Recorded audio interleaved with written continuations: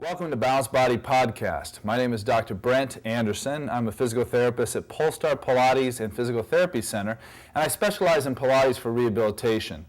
And I want to take just a moment to talk a little bit about congruency when rehabilitating the shoulder girdle. And congruency means that you have maximal surface area contact between the two bony surfaces of a joint. So if we're talking about the glenohumeral joint, the humerus, and the glenoid fossa, we want to try to maximize the congruency or the contact of the surface area of these joints. Often what happens is in our daily lives we tend to sit in postures that push the shoulder anteriorly and we are anteriorly displaced. So when we do physical activity, we often create pathology in our shoulder. Pathologies like a rotator cuff tear, pathologies like impingement or other inflammation processes, tendinitis of the shoulder. So one of our goals today is to show you 2 or 3 exercises that help restore the congruency of that humeral head against that glenoid fossa. So I've asked Jamie to help me out, and I'm going to have her lay on her back. We're going to use the tower bar. And whenever I talk about the tower bar, it's very important that we understand the safety of the tower bar. The tower bar is known for its great versatility in facilitating movement, but it's also known because the power that's generated by the spring through this tower bar is tremendous. So it's very important that the therapist or the trainer not get in the way of the tower bar, thus decapitating themselves or dislodging their jaw against the wall. Very serious injuries can occur, and we want to make sure that we always practice safety. So one of the things that I like to do is when I put my patient's hands onto the bar, I always spot the bar with my hand and I keep my head and face away from the bar. The first exercise I'm going to ask Jamie to do is just a very simple protraction, retraction of the scapulae around the thoracic cage. So basically she can just allow her hands to follow the pull of the springs in the bar up towards the ceiling and then draw them back down. So she's actually having a posterior glide of the humeral head on the fossa as well as the scapula itself sliding around the thoracic cage. So if you just notice right here, posterior glide and slide. From here we can go into elevation and depression. So we bring the bar over Jamie's head.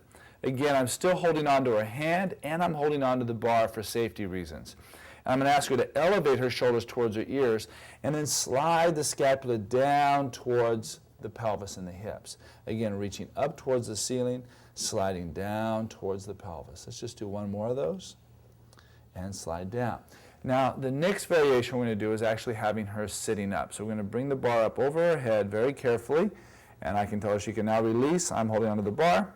I'm going to have her face you, grabbing onto the bar just slightly in front. And it's important that it's just slightly in front because if I move the hand too far back, what it does is it shoves the humeral head forward on that socket and once again creates that anterior subluxation. So that's not a good place to work. By having her bring her hand forward on the bar allows that head of that humerus to sit just right inside the glenoid fossa.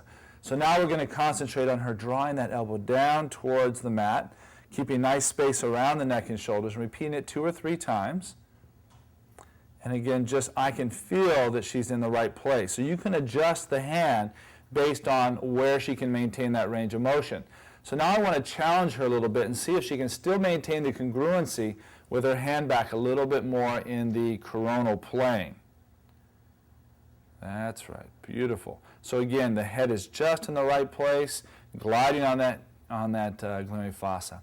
The last thing I want to do is really looking at the scapular girdle by turning her hand over the top, hand here out straight, and we're going to try to get the scapula to rise up towards the ear and then press it back down and away, maintaining the humeral head in congruency with that scapula.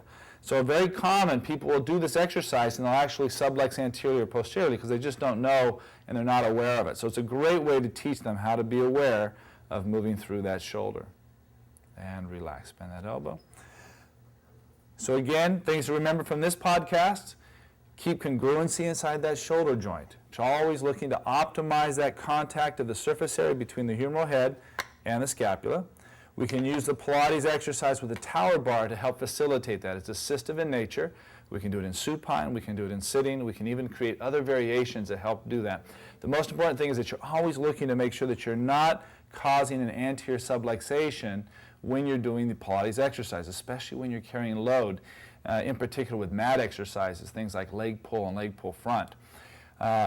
Keeping this in mind, always practicing safety with the tower bar, you'll have a lot of success in restoring mobility in the shoulder and getting people back into their physical activities when they often thought that they couldn't return those activities. This assistance is a powerful, powerful tool. Bringing you a Balanced Body podcast from Polestar Pilates Center. This is Brent Anderson. Have a great day.